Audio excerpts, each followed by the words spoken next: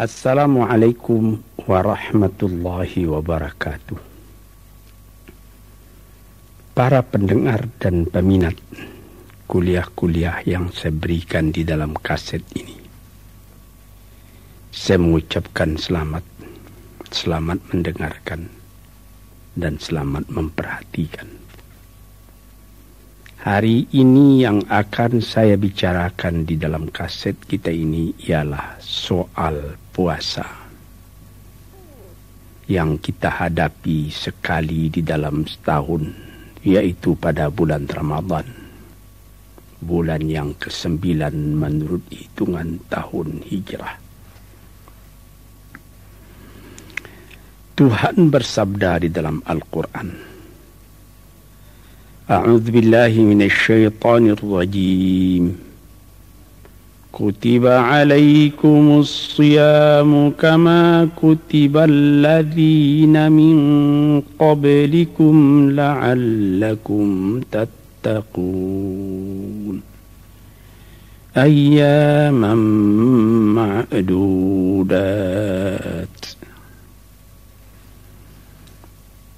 Telah diperintahkan oleh Tuhan kepadamu mengerjakan puasa,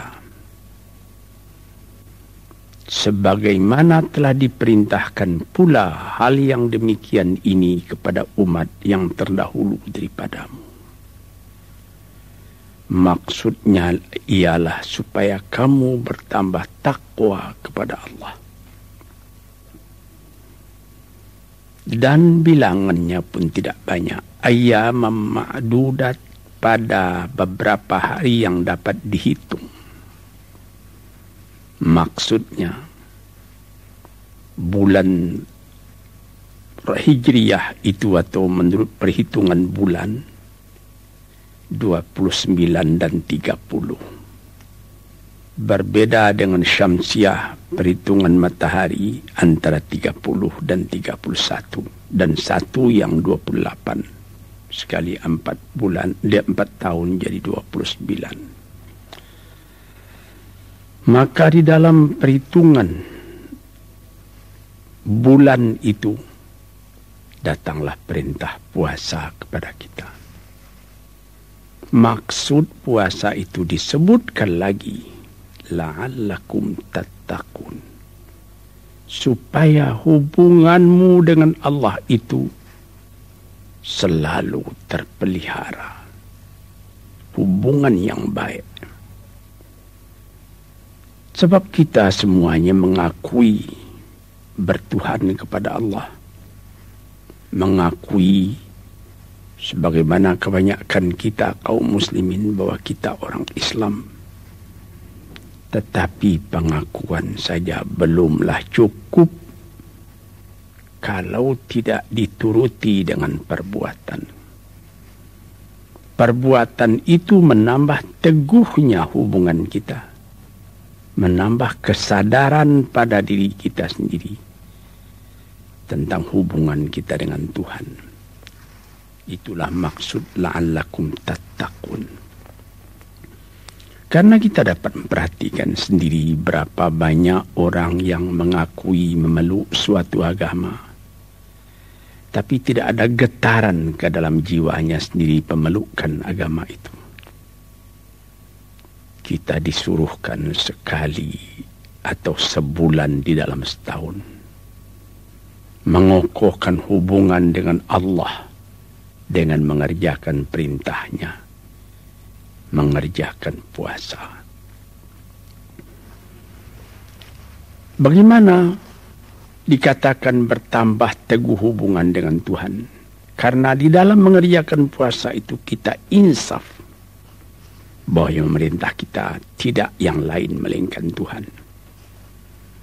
Tiap-tiap kita barangkali akan merasakan kalau sekiranya ada orang lain selain Allah yang melarang kita makan siang hari, kita tidak akan setia menuruti perintah orang lain itu. Kita cuma setia menuruti perintah Allah. Di sini timbulnya kontak antara diri sendiri dengan Tuhan. Apabila kita telah mengerjakan perintah Tuhan itu dengan insaf, timbullah perubahan dalam jiwa kita sendiri. Kita tidak merasa kesepian lagi dalam hidup ini. Kita merasa ada hubungan dengan Tuhan. Inilah maksudnya la'allakum tattaqun itu. Supaya kamu bertambah teguh hubunganmu dengan Tuhanmu. Kemudian dikatakan pula bahwa bilangannya tidak banyak, tidak terus menerus sampai 6-7 bulan, atau tidak terus menerus sampai hubungan 1 tahun, tidak. Cukup sebulan Ramadan saja. Sebulan itu sudah cukup kita mengerjakan dengan penuh keinsafan, melaparkan perut kita, kita tidak minum, kita tidak makan, dengan kesadaran. Para peminat kuliah-kuliah ini yang berbahagia, ada orang mengatakan, katanya, kita mau bebas, kita mau merdeka. Sekarang kita dilarang makan, dilarang minum siang hari. Bukankah itu mengurangi kemerdekaan kita, menghambat kebebasan kita? Ini ada yang bertanya begini, tetapi saya akan menjawab sebaliknya. Dengan mengerjakan puasa ini, kita terang-terang memupuk kemerdekaan jiwa kita sendiri. Saya sendiri, kalau tidak makan pukul 7 pagi paling lat, nasi agak setengah piring, kopi susu agak semangkuk, itu saya jadi bodoh. Tetapi di dalam bulan puasa saya dapat menguasai diri. Pagi saya tidak minum, tidak makan. Sesudah saya makan sahur, kemudian disambung dengan sembahyang subuh, saya tidak makan, tidak minum lagi 1 hari lamanya. Saya dapat menahan diri. Misalnya kira-kira pukul 2, badan sedang capek, sedang payah, sedang lelah. Kembali dari mana-mana, pulang ke rumah. Dia didapati anak-anak tidak ada di rumah, dia sedang bermain-main. Ibunya pun sedang tidur. Kita masuk ke rumah, tidak ada orang lain. Di dinding terletak kulkas, di sana tersimpan minuman-minuman yang sejuk. Dibuka kelihatan minuman itu. Tapi kita dapat menguasai diri walaupun anak tak melihat, istri tak melihat. Kita bisa tidak mau minum karena Allah yang melarang minum. Inilah hikmat puasa. Pendidikan disiplin kepada diri sendiri. Apabila orang, sebagaimana dikatakan oleh orang Arab, malam yastati' qiyadata nafsihi lan yastati'a qiyadata ghairihi. Orang yang tidak ada kesanggupan mengatur dirinya sendiri, jangan harap dia dapat mengatur orang lain. Jadi didikan puasa itu adalah didikan yang disebut dalam kata-kata modern sekarang ini introspeksi. Mengatur diri kita sendiri, menguasainya, sehingga hawa nafsu kita tidak dapat mempengaruhi kita. Jiwa yang seperti ini dididik sekurang-kurangnya sebulan di dalam 1 tahun. Maka terasalah ke dalam diri sendiri, diri kita hidup, diri kita berdisiplin, kita berhubungan dengan Allah. Apatah lagi di dalam bulan puasa itu dianjurkan lagi kita memperbanyak ibadat kepada Tuhan. memperbanyak membaca Al-Quran, memperbanyak zikir, ingat kepada Allah. Cara negatif kita tidak bercakap, cara positif kita membaca Al-Quran. Cara negatif terlarang kita bergaul dengan orang lain kalau tidak berfaedah. Tapi cara positifnya kita dianjurkan bergaul dengan orang lain di dalam membaca Al-Quran. Demikianlah terus sebulan lamanya.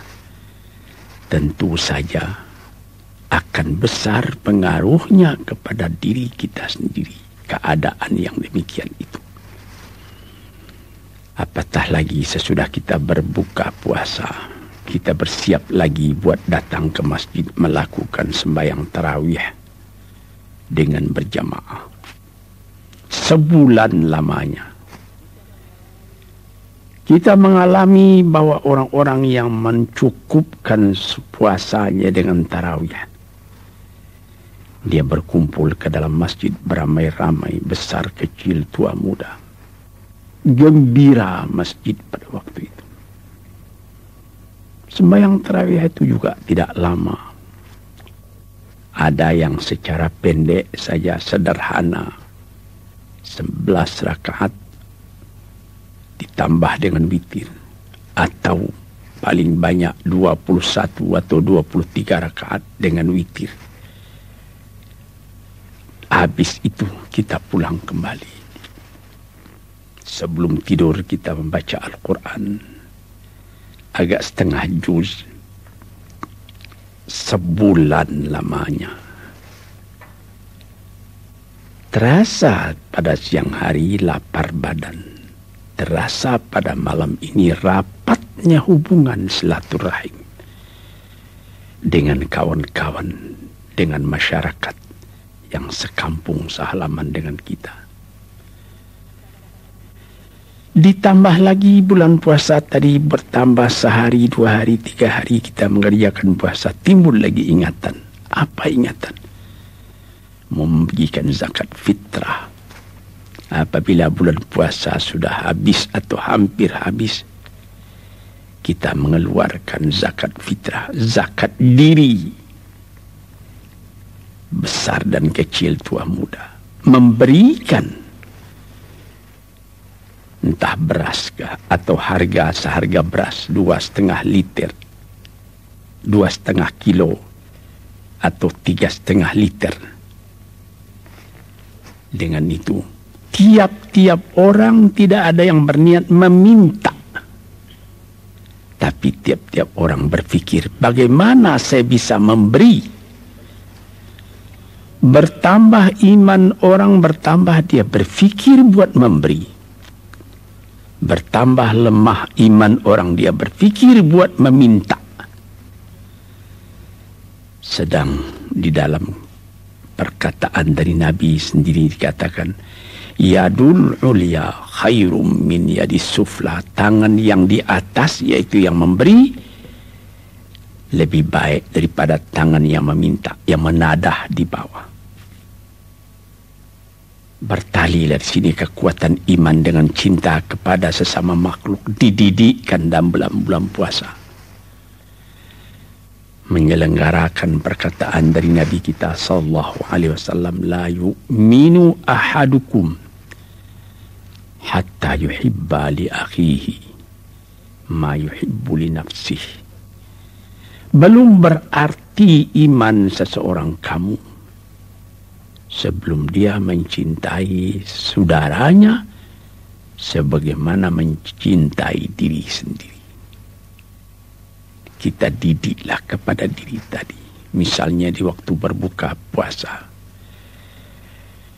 2, 3, 4, 5 perbukaan yang terletak di hadapan kita, sambal-sambal macam-macam. Kita makan bersama dengan gembira. Tapi kita juga mengingat ada orang lain yang puasanya itu lebih lama dari kita karena tidak ada yang akan dimakan. Orang puasa 1 hari, dia kadang-kadang 2 hari tidak makan. Di sini dalam rasa cinta tadi kita disuruh rapat hubungan dengan yang saya katakan tadi, bertarawih. Di dalam bertarawih itu kita bersaf, sembahyang bersama-sama. Di waktu sembahyang itu kita dapat melihat mana kawan kita yang hidupnya itu kurang dari sederhana. Mencari beras seliter 2 liter satu hari bukan main sukarnya. Ini nanti yang kita fikirkan bagaimana supaya mensedekahi dia. Dan kalau datang nanti penghabisan puasa, bagaimana supaya dia dapat diberi fitrah. Sehingga meratalah tiap tahun sekali dipraktekkan, dikonkretkan keadilan sosial yang merata itu dalam masyarakat kita kaum muslimin. Ini salah satu hikmat yang terkandung di dalam mengerjakan puasa itu. Apabila kita hidup kenyang saja terus, pikiran itu pun sudah lebih banyak terhadap kepada kebendaan. Bagaimana keuntungan bisa dapat. Tetapi apabila perintah puasa sudah dikerjakan rata, walaupun orang kaya berjuta-juta uangnya, berhektar-hektar tanahnya, berpuluh pintu rumah sewanya, namun dia wajib merasakan sebagaimana yang dirasai oleh orang lain. Lapar karena puasa. Di situ dia juga bisa berpikir, sedangkan cuma lapar 1 hari aku pun lemah. Bagaimanalah umat, bagaimanalah rakyat, bagaimanalah kaumku yang kadang makan kadang tidak, mencari sesuap pagi sesuap petang bukan main susahnya. Ini salah satu hikmat yang terkandung di dalam mengerjakan puasa itu. Dan kita di waktu itu disuruh juga memperhatikan bahwa di samping perut kita yang kejang, yang kenyang, keenakan hidup, kemewahan, kita juga mesti bagaimana mengenyangkan rohani jiwa dengan mendekati Allah Subhanahu wa ta'ala, dengan melaksanakan perintahnya, dengan menghentikan larangannya. Inilah hikmat yang terkandung di dalam mengerjakan puasa itu. Di situ terasa naiknya tingkat iman kita. Kita tidak lagi semata-mata memikirkan bagaimana supaya perut berisi. Kita juga memikirkan bagaimana supaya jiwa berisi. Sesuai dengan hadis yang pernah disabdakan oleh Nabi kita. Man shama Ramadana imanan wa ihtisaban, ghufira lahu ma taqaddama min dambihi wa ma ta'akhkhara. Barang siapa yang puasa bulan Ramadan dengan iman, wahtisaban, dengan perhitungan keadaan diri sendiri, perhitungan berapa baru kebajikan yang dapat saya amalkan dalam dunia ini, berapa kelalaian dan kelengahan dalam hidup saya, bagaimana saya bisa mengisi hidup itu dengan nilai-nilai yang tinggi yang akan membawa kebahagiaan saya hidup di dunia dan kebahagiaan pula di akhirat. Kalau kita kerjakan puasa dengan demikian itu, Tuhan Allah berjanji akan diampuni dosa. Ghufira lahu, akan diampuni baginya ma taqaddama min dzambihi, kalau ada dosa-dosanya yang telah terdahulu. Malah ditambah lagi dalam satu hadis, wa ma ta'akhara, ada keadaan sesudah puasa khatir-khatir tidak baik dalam hati kita, itu juga bisa diampuni. Apa artinya? Bukan dikerjakan lalu diampuni, tidak mau kita mengerjakan lagi yang tidak diridai oleh Tuhan, sebab kita punya jiwa sudah terlatih dalam bulan puasa. Ini maksudnya. Sebab itu maka kita fikirkanlah tiap-tiap hari yang kita lalui dalam bulan puasa tadi, malamnya dan siangnya. Sedangkan orang berlatih misalnya P4, berlatih dalam pekerjaan-pekerjaan yang lain. Latihan sebulan itu namanya sudah latihan banyak. Sekarang tiap tahun sebulan, tidakkah akan berubah jiwa kita daripada buruk kepada baik? Tidakkah akan ada perubahan kita, pandangan kita terhadap kepada hidup? Apakah kita akan cuma tinggal rendah? Tidak ada kesadaran, tidak ada keinsafan bahwa hidup yang sejati itu ialah kebersihan jiwa. Usaha menjauhi perbuatan yang buruk, usaha memperbanyak perbuatan yang baik di dalam kehidupan kita. Saudara-saudara, tuan-tuan yang saya hormati, setelah kita bicarakan bagaimana hikmat puasa untuk mempertinggi nilai diri kita sendiri di hadapan Allah, namun agama tidaklah memaksa seorang manusia lebih daripada kekuatannya. Sebagaimana sabda Tuhan, la yukallifullahu nafsan illa wus'aha. Tidaklah Allah Ta'ala memberatkan kepada seseorang, kepada satu diri, beban yang dia tidak sempat, tidak kuat memikirnya. Sebab itu dalam hikmah yang tertinggi mengerjakan puasa itu, pengecualiannya pun ada. Itulah kasih sayangnya Allah kepada kita. Baik mengerjakan puasa atau mengerjakan sembahyang atau mengerjakan haji. Rukun-rukun, tiang-tiang yang berat yang menjadi pokok, ada kecualinya. Misalnya kita disuruh sembahyang berdiri. Kalau kita tidak kuat berdiri karena kita sakit, kita diizinkan duduk, tidak dipaksa juga berdiri. Dan kalau penyakit payah sehingga duduk pun tidak bisa, kita disuruh boleh kita tidur terus. Asal apabila sembahyang waktunya datang, kita tetap mengerjakan sembahyang itu. Padahal berdiri itu menjadi syarat tadinya bagi sahnya sembahyang.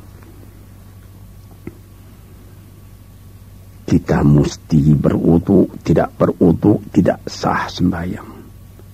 Tapi kalau badan sakit, ada penyakit yang menyebabkan tidak bisa kena air, boleh kita bertayamum, menggosok badan dengan tanah.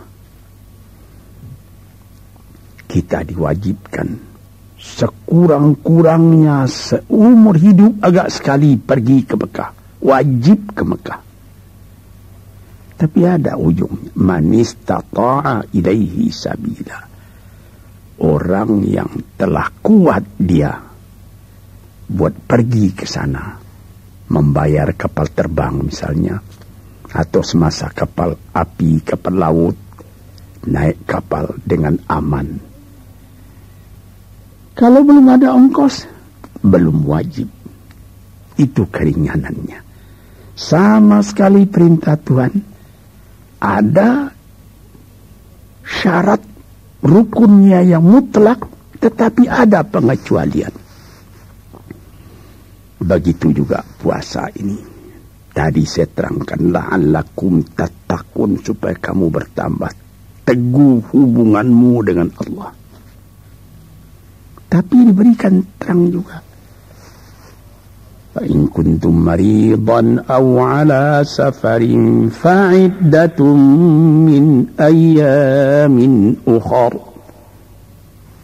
Kalau kamu sakit atau kamu di dalam perjalanan, boleh kamu hitung saya di hari yang lain. Tak usah kamu puasa ketika sakit itu. Tak usah kamu puasa ketika dalam perjalanan itu. Ganti saja di hari yang lain nanti. Lalu di ujung ayat ini katakannya, yuridullahu bikumul yusra wa la yuridu bikumul usra. Allah Ta'ala mau kamu itu yang mudah. Kalau secara orang sekarangnya, yang rileks, yang fleksibel, tak usah memberati. Tapi orang yang kuat, dia punya iman, tidak sampai hati pula dia buat meninggalkan. Nah, disinilah kasih Allah dan cinta kita manusia. Saya ingat, tuan-tuan yang terhormat, ayah saya sendiri, beliau terkenal seorang alim besar, seorang ulama, seorang sufi. Kawan saya, Dr. Ali Akbar, yang mengobat beliau waktu itu, memberikan advice kepadanya, Abuya ini tidak usah puasa lagi. Dalam Al-Quran pun sudah boleh Buya melepaskan puasa. Buya sudah tidak kuat lagi. Beliau diam saja. Dan beliau terus puasa. Sehabis puasa, dokter datang ke rumahnya. Melihat beliau. Beliau kelihatan gembira. Apa katanya? Ali Akbar, Abuya masih puasa lagi. Ya kan sudah boleh Buya lepaskan. Benar. Tetapi Ali Akbar katanya, sedangkan puasa-puasa yang sunat tidak sanggup Buya mengerjakan sepenuhnya. Sekarang yang wajib itu pula akan Buya tinggalkan. Tidak sampai hati Buya katanya. Di sini kelapangan yang diberikan Allah dan kecintaan manusia mengerjakan sepenuhnya. Ini adalah ilmu tasawuf yang dalam hal ini. Keuzuran atau dispensasi yang diberikan oleh Allah di dalam ibadat itu, sebagaimana disebutkan tadi, sakit atau di dalam perjalanan itu pun ada pembicaraan ahli fikih sekian banyaknya.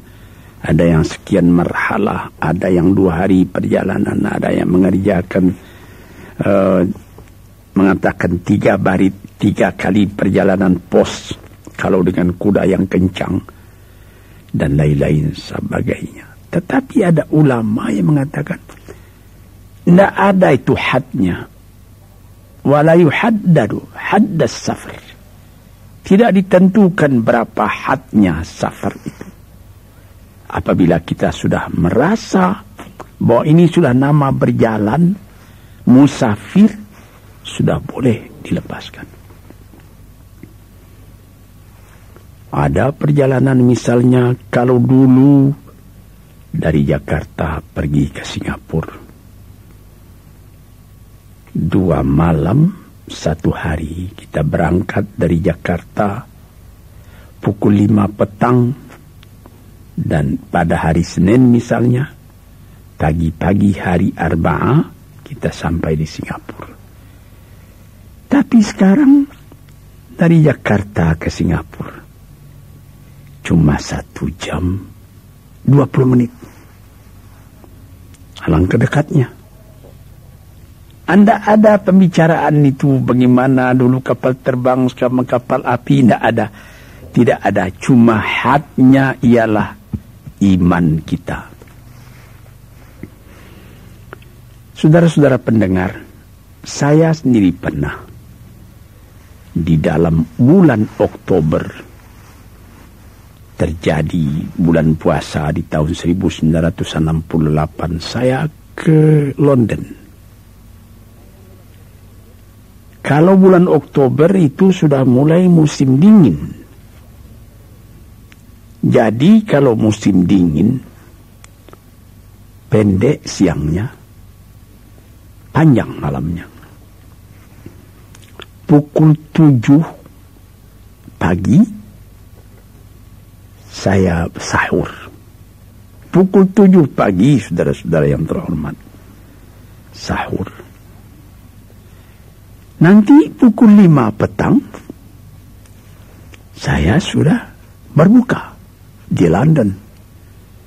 Sebab siangnya pendek, malamnya panjang. Ketika itu sedang di London itu, sahabat saya yang saya cintai almarhum Auh Kartahadimaja, saya tinggal di rumah beliau. Buat Buya saya sediakan makanan siang katanya. Buya kan tidak puasa karena musafir. Saya katakan terus terang, saya mau turut puasa. Karena pendek. Terus selama di London itu 10 hari saya punya puasa jalan. Pukul 7 pagi, 7:30 belum terbit matahari. Coba pikir. Sedang kalau di tanah air kita pukul 4 itu sudah mesti berhenti makan. Sebab 4:10 subuh sudah datang. Nanti berbukanya lewat pukul 6. Jadi 14 jam saya puasa kalau di tanah air. Di London di musim dingin cuma 10 jam. Barangkali kalau sekiranya saya di London pada musim panas, yang pukul 9 malam, menurut hitungan kita matahari masih ada, mungkin saya pada waktu itu, tapi saya belum pernah di London berpuasa pada musim panas, mungkin pada waktu itu saya tidak akan puasa, menurutkan kelapangan yang diberikan oleh agama yang saya peluk. Sebab kita pukul 4 pagi sudah mesti berhenti makan. Itu matahari sebentar lagi sudah terbit, fajar sudah menyingsing. Nanti pukul 9 sampai 9:30 hari masih terang. Berapa lama kita puasa? Sedang kita musafir, diberi kelapangan oleh Tuhan. Beginilah tuan-tuan yang terhormat, kelapangan-kelapangan itu kita sesuaikan pula dengan pengetahuan kita tentang keadaan musim panas, musim dingin di dunia ini. Hadirin yang terhormat, para pencinta, pendengar kaset yang saya muliakan, yang lain-lain pun diberi kelapangan. Perempuan yang sedang hamil, berat hamilnya, kalau sekiranya dia tidak makan, akan lemah anak yang dalam kandungannya. Boleh dia ganti saja dengan fidyah. Menurut keterangan Ibnu Abbas, fidyah saja. Ada juga yang mengatakan fidyah kalau sekiranya dia merasa akan melemahkan kepada dirinya, hendaklah dia qada. Tapi kalau dia memikirkan anak yang dalam perut, hendaklah dia fidyah dan lain-lain sebagainya. Tapi yang umum mengatakan fidyah. Demikian juga orang tua. Orang tua yang umurnya sudah hampir 80 tahun. Sedangkan di umur 70 tahun sudah dinamai asirullah. Artinya dia masih ditahan oleh Tuhan di dunia ini. Ada yang sanggup dia puasa. Tapi kalau terlepas, tidak dapat dia mengqada lagi, payah. Orang tua begitu pun sudah dibolehkan. Ganti saja yang ketinggalan itu. Begitu berat puasa tapi boleh diganti. Dengan mood. Dengan sekedar sekali pertanakan beras. Sudah boleh diganti. Di sini kita melihat. Di dalam peraturan yang keras. Allah Ta'ala ada mempunyai dispensasi. Kepengecualian. Inilah yang disebut, yang bisa ditafsirkan dalam ayat sendiri. Innallaha azizun hakim. Allah itu adalah sangat strength, disipliner, perkasa sebagai aturan militer. Hakim, tapi dia juga bijaksana. Jadi kalau kita tafsirkan secara populer sekarang, Allah itu memerintah secara sipil, secara militer. Keras peraturan, tapi dispensasi ada. Allah keras peraturan aziz, dan Allah pun mempunyai kebijaksanaan hakim. Saudara-saudara, kaum muslimin yang terhormat. Demikianlah dengan pengecualian-pengecualian itu. Orang sakit, orang musafir, orang tua atau penyakit berlarut-larut entah bila akan sembuh. Sebagai orang penyakit TBC, sebagai penyakit MAH, bukan penyakit singgah itu kadang-kadang bertambah lama, bertambah larut. Tidak bisa diqada. Kapan akan diqada? Penyakit bertambah lama, tambah larut. Itu juga boleh membayar fidyahnya. Di sini kita mengatakan, melihat bagaimana Allah Ta'ala memberi alasan. Yuridullahu bikumul yusra wa la yuridu bikumul usra. Maksud Tuhan Allah dengan kamu itu ialah yang mudah, bukan yang sukar. Kadang-kadang manusia pun memakai kebijaksanaan seperti ini. Apa misalnya? Ya, misalnya ini juga, misal secara ringan, ada seorang diputuskan oleh hakim, dia mesti dihukum mati. Tetapi sebelum hukuman itu dilancarkan, lebih dulu diperiksa oleh dokter. Apakah badan orang ini sehat? Jangan sampai dia menjalani hukuman itu dalam sakit. Ini kebijaksanaan ilham daripada Allah kepada manusia, di dalam manusia menjalankan perintah Allah itu. Adapun uzur itu bergantung juga kepada iman kita sendiri. In kuntum maridan, kalau kamu sakit, orang lain boleh menaksir, dokter boleh menaksir, penyakit ini berat. Tapi orang yang bersangkutan merasa tidak berat. Sebagaimana cerita tentang ayah saya tadi. Dokter mengatakan lebih baik Abuya tidak puasa lagi. Tapi beliau terus juga puasa. Tuan-tuan, inilah beberapa hikmat daripada puasa yang kita kerjakan dengan hati kita yang tunduk, merasai bahwa kita adalah hamba Allah.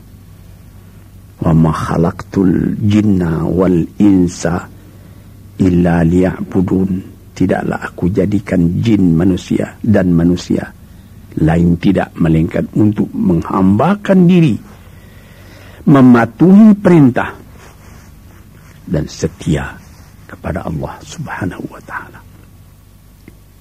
Dengan kesetiaan kita itu, sebagaimana katakan pada pendahuluan tadi, menambah naik tingkat martabat kita. yarfa'illahu alladhina amanu walladhina utul ilma darajatin. Diangkat derajatnya, martabatnya, pangkatnya oleh Allah orang yang berilmu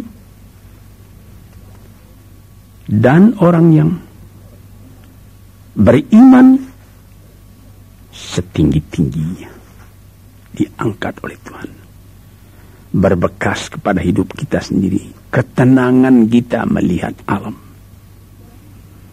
Dan kita boleh merasakan sendiri apabila kita kerjakan puasa ini dengan setia, sebudal lamanya, 29 atau 30. Pada hari terakhir, kedengaran takbir, lalu keluar maklumat, baik di radio atau di televisi, mengatakan besok kita sudah berraya. Sebagaimana tradisi di negeri kita, di mana-mana kedengaran beduk berbunyi bersaut-sautan. Takbir menggema di mana-mana, di jalan raya, di pelosok jauh, di kampung-kampung. Malah seketika saya ke Irian Jaya, kawan-kawan di sana mengatakan bahwa pada malam takbiran di Irian Jaya itu lebih hebat daripada malam-malam yang lain. Mobil-mobil keluar, berpasangan lilin, berpasangan lampu listrik di muka-muka rumah orang. Di bukit-bukit, di lembah-lembah, kedengaran takbir bersama-sama. Besoknya terjadilah Aidil Fitri. Muka kita lebih cerah, hati kita senang. Kewajiban kita telah kita bayarkan. Perintah Allah telah dilaksanakan. Puasa sudah kita kerjakan. Fitrah pun sudah dibayar.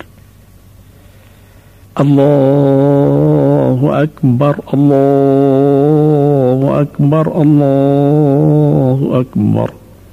La ilaha illallah, Allahu Akbar.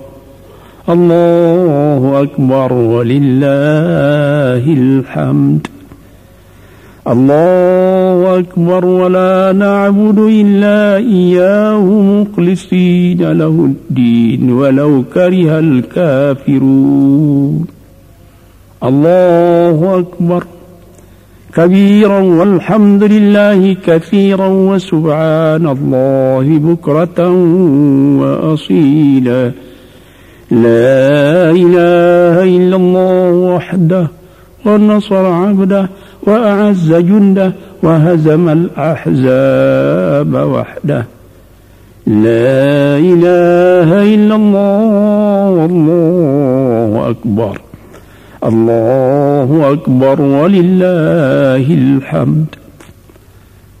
Fajar menyingsing, matahari pun naik, langit lebih cerah, orang berkerumun pergi sembahyang ke tempat beribadat, baik ke tanah lapang yang luas atau ke dalam masjid yang besar. Setelah selesai mengerjakan sembahyang, mendengarkan khutbah, kita bersalam-salaman antara satu sama lain. Tidak meminta maaf kepada orang, tetapi memberi maaf. Memberi. Tuan-tuan hadirin, tuan-puan pendengar kaset yang saya muliakan, disinilah terasanya halawatul iman, manisnya iman kepada Allah. Berat dipikul, ringan dijinjing. Langit ditengadah, bukit didaki, lurah diterjuni, dicari ridha Allah subhanahu wa ta'ala dalam alam ini.